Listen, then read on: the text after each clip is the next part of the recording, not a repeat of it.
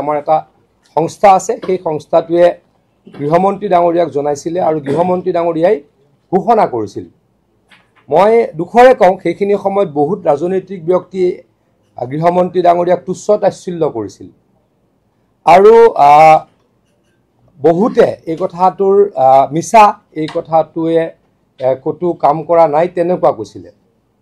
কিন্তু আজিৰ পৰা আমি ঠিক 3 মাহৰ আগতে ইন প্ৰিন্সিপল এপ্ৰুভেল পাইছিলোঁ আৰু আমি 15টা স্থানত, অসমৰ 15টা স্থানত য'ত এইবিলাক ৱেটলেণ্ড হয়, অলপ দ জাগা হয়, তাক আমি আৰু খান্দি আকৌ কৈছোঁ যে পাৰ বান্ধিম আৰু আমি তাত স্লুইচ গেট বনাম আৰু নদীৰ পৰা লিংক কৰিম। এনেকৈ আমি শোণিতপুৰত এটা আমি কৰিবলৈকে টেণ্ডাৰ অলৰেডি কল কৰিছিলোঁ।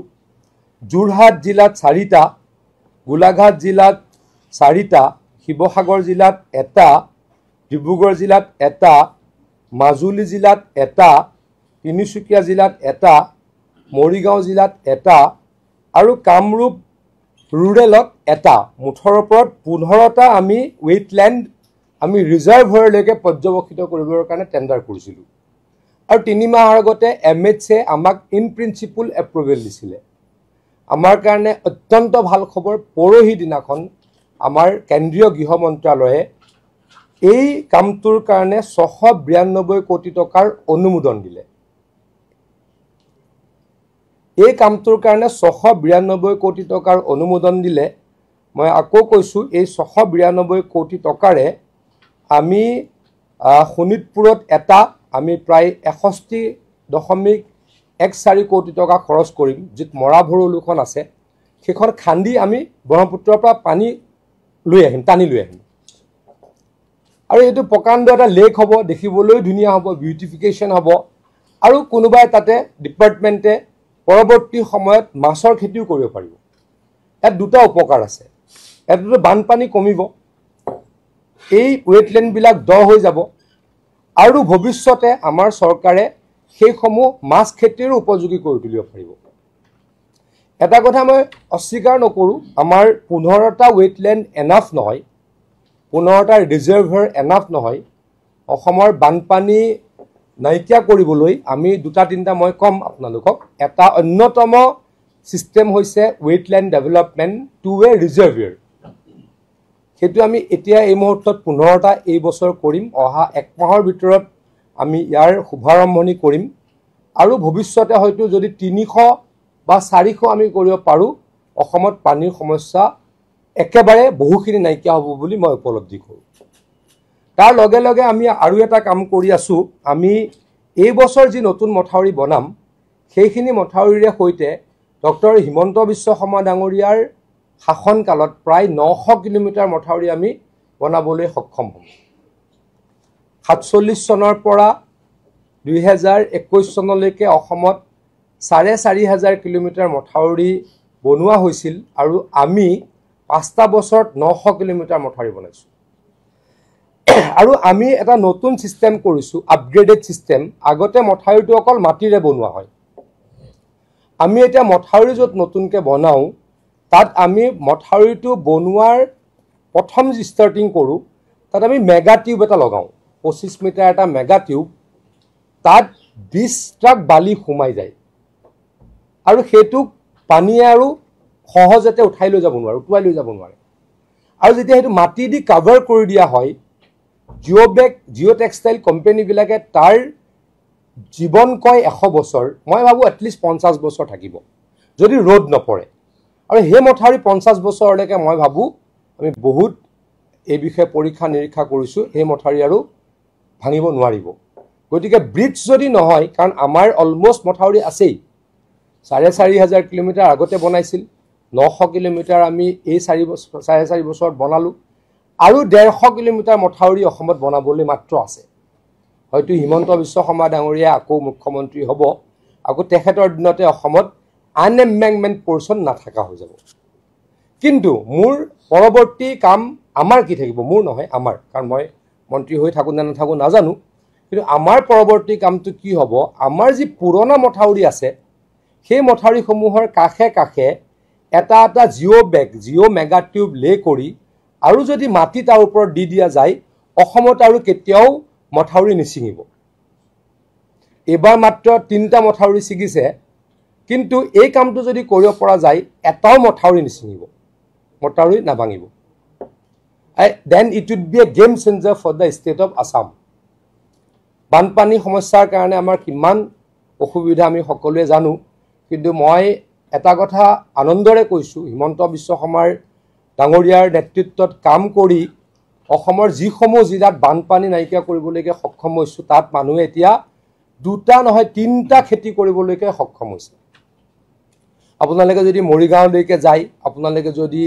মাজুলীলৈ যায় আপোনালোকে যদি ধেমাজিলৈ যায় আপোনালোকে যদি লখিমপুৰলৈ যায় আপোনালোকে যদি তিনচুকীয়ালৈকে যায় নলবাৰীলৈকে যায় আপোনালোকে গৈ দৰঙত যাওক য'ত বানপানীৰ কাৰণে এটাও খেতি কৰিব পৰা নগৈছিল এতিয়া 3টা খেতি হোৱা হৈছে কেতিয়াবা আপোনালোকক মই ইন ডিটেইলছ দিম মোৰ সমষ্টিৰে মই আপোনালোকক ক'ব পাৰোঁ মোৰ সমষ্টিতটো হাজাৰ হাজাৰ বিঘা মাটিত মানুহে এতিয়া 3টা খেতি কৰা হৈছে অকল মোৰ সমষ্টিত নহয় মই মোৰ সমষ্টিত লাষ্টতহে কৰিছোঁ মই প্ৰথম কাম কৰিছিলোঁ মাজুলীত মই প্ৰথম কাম কৰিছিলোঁ মন্ত্ৰী হৈ ধেমাজিত লখিমপুৰত তিনিচুকীয়াত এইবিলাক জেগাত বানপানী নোহোৱা হ'ল আজি এটা কথা মই দাবী কৰিব পাৰোঁ অসমত 70% বানপানী এতিয়া নাই আপোনালোকক মই এটা চিট দিম যোৱা বছৰতকৈ আপাৰ আসামত বৰষুণ বেছি হৈছে কিন্তু ক'তো এবাৰ ডাঙৰ বানপানী নাই এই যে 900 কিলোমিটাৰ মথাউৰি মাৰিলোঁ তাৰ কাৰণে ইনণ্ডেশ্যন নোহোৱা হ'ল আৰু মথাউৰি য'ত ছিঙে 15 দিনৰ ভিতৰত কমপ্লিট কৰোঁ আগতে কেনেকুৱা আছিলে মথাউৰি যদি ক'ৰবাত ভাঙে 6 মাহৰ পৰা 8 মাহলৈকে সেই মথাউৰিটো বান্ধিব পৰা নগৈছিল ছিষ্টেম নাছিলে কিন্তু আজিকালি আমি কি কৰোঁ 15 দিনতে মথাউৰিটো বনাই দিওঁ মথাউৰিটো যেতিয়া ভাঙে তাৰ 3 দিনতে আমি মথাউৰিৰ মেৰামতি কৰি দিওঁ মেগা টিউব পেলাই দিওঁ মাটি পেলাই দিওঁ ইটছ ডান আগতে কি হৈছিলে য'ত মথাউৰি ভাঙিছিল ধৰি ল'লোঁ জুন মাহত এটা মথাউৰি ভাঙে জুন মাহত মথাউৰিটো কমপ্লিট নকৰে ফিল আপ নকৰে জুন জুলাই আগষ্ট ছেপ্টেম্বৰ অক্টোবৰলৈকে 6 মাহ পানী সোমাই থাকে অঞ্চলটো ধ্বংস হৈ যায় এতিয়া আমি এনেকুৱা সিস্টেম ডেভেলপ কৰিলোঁ যে আমাৰ প্ৰত্যেক জিলাই জিলাই মেগা টিউব থাকে প্ৰত্যেক জিলাই জিলাই আমি মাৰ্চতে পঠাই দিওঁ জিঅ' বেগ থাকে চেণ্ড বেগ থাকে ইচি বেগ থাকে পৰ্কুপাইন থাকে আৰু ক'ৰবাত যদি ব্ৰিজ হয় ভেৰি ছেকেণ্ড ডে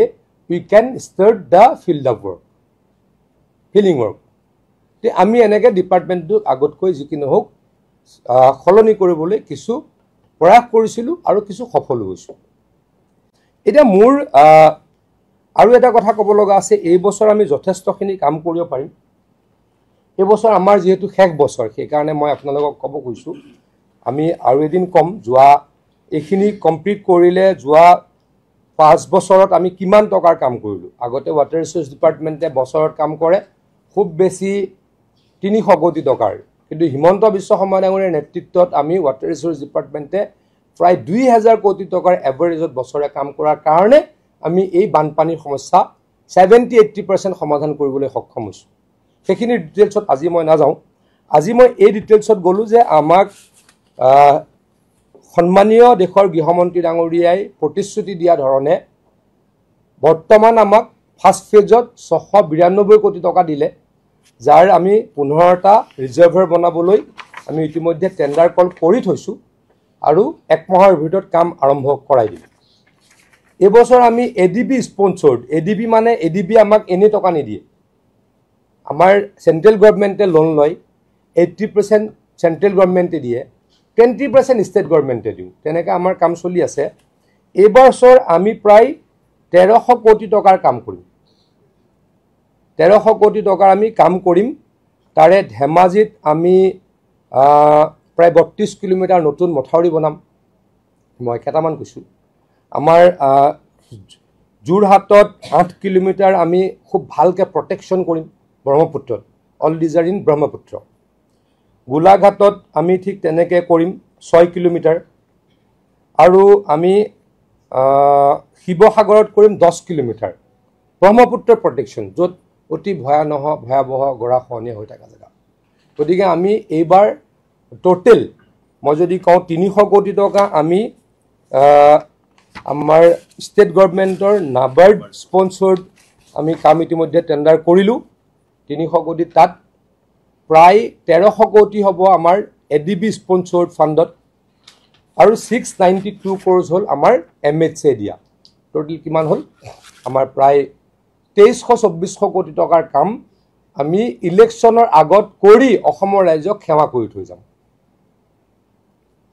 সেইখিনি ক'বলৈ আপোনালোকক আজি মই মাতিছিলোঁ তাৰ লগত মই এটা কথা কওঁ গৌৰৱ গগৈ ডাঙৰীয়াই আজি পৰা 2 মাহ আগতে কৈছিলে যে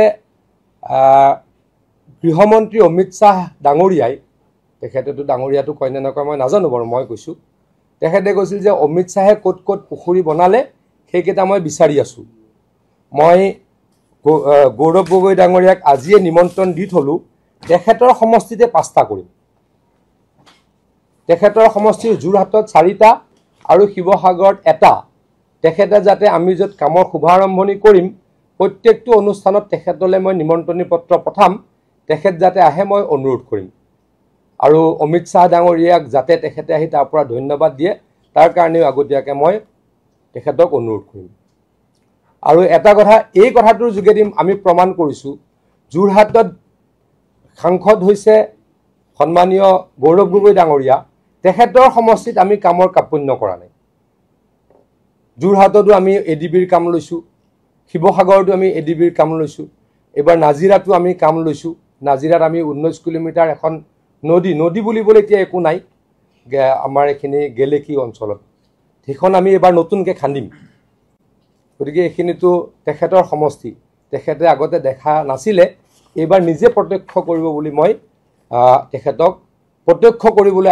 আহিব বুলি মই অনুৰোধ জনাইছোঁ আৰু গৃহমন্ত্ৰী ডাঙৰীয়াক যাতে তেখেতে আহি ধন্যবাদ দিয়ে তাৰ কাৰণে মই আগতীয়াকৈ তেখেতক অনুৰোধ জনাইছোঁ Sir, would you please brief again on the embankment process? How much embankment has been done?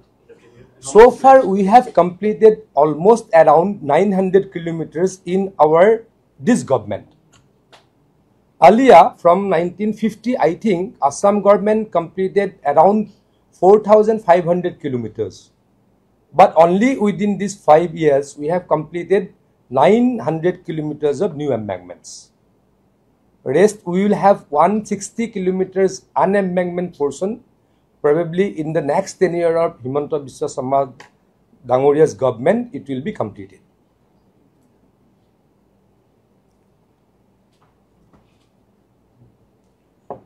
Aru kiba ase?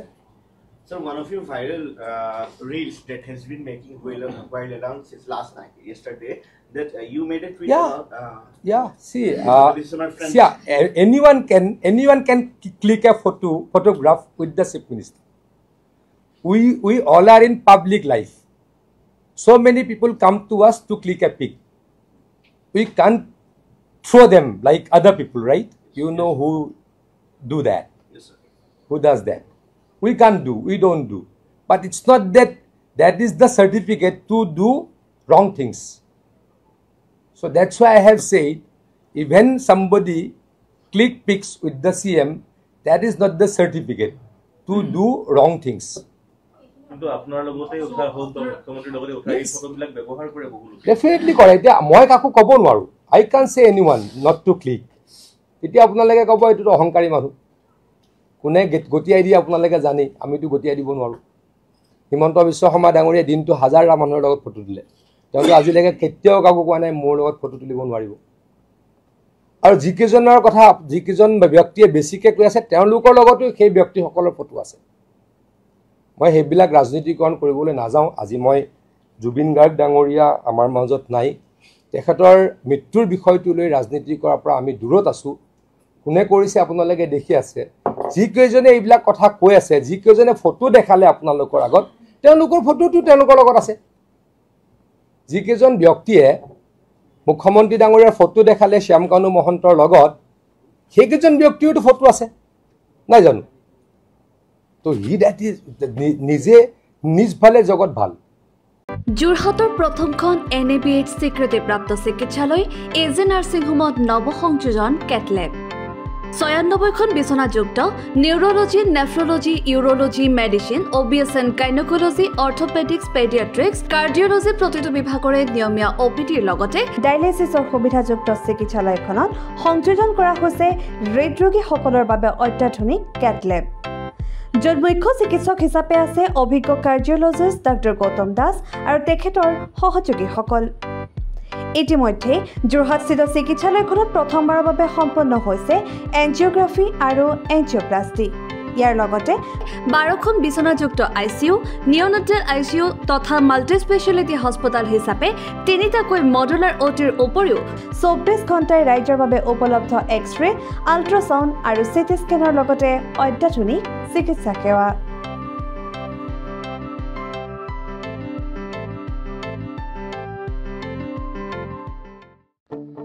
আপোনাৰ সপোনৰ ঘৰখন কেনে হ'ব? আপোনাৰ সন্তান আৰু আপোনজনৰ সৈতে কেনেদৰে কটাব আপোনাৰ আজৰি সময়? এই সকলোবোৰ সমস্যাৰ সমাধান লৈ শুভম গ্ৰুপে আপোনাৰ বাবে লৈ আনিছে আপোনাৰ সপোনৰ ঘৰখন। 362টা ফ্লেটযুক্ত শুভম গাৰ্ডেনৰ সফল নিৰ্মাণৰ পাছতে 20 বছৰৰ ভৰসা, 16টা প্ৰজেক্ট, 28 লাখ বৰ্গফুটৰ সম্পূৰ্ণ নিৰ্মাণ আৰু 15 লাখ বৰ্গফুটৰ চলিত প্ৰকল্প নিৰ্মাণৰ অভিজ্ঞতাৰে যোৰহাটত শুভম গ্ৰুপে নিৰ্মাণ কৰিছে দ্বিতীয়টো প্ৰজেক্ট শুভম পাৰ্ক। অত্যাধুনিক সা সুবিধাৰে নিৰ্মিত শুভম পাৰ্কত আপোনাৰ আৰু আপোনাৰ সন্তানৰ বাবে থাকিব club, badminton court, community hall, kids play area, splash pool আৰু জিম ক্লাব। প্ৰতিটো ব্লকত থাকিব 2.5 BHK, 3 BHK, 3.5 BHK ফ্লেট। লগতে থাকিব আপোনাৰ আৰু আপোনাৰ আপোনজনৰ প্ৰাপ্তিৰ সাহী। আজিয়ে বুক কৰক আপোনাৰ সপোনৰ ঘৰখন। যোগাযোগ কৰক 6003301010 নম্বৰত।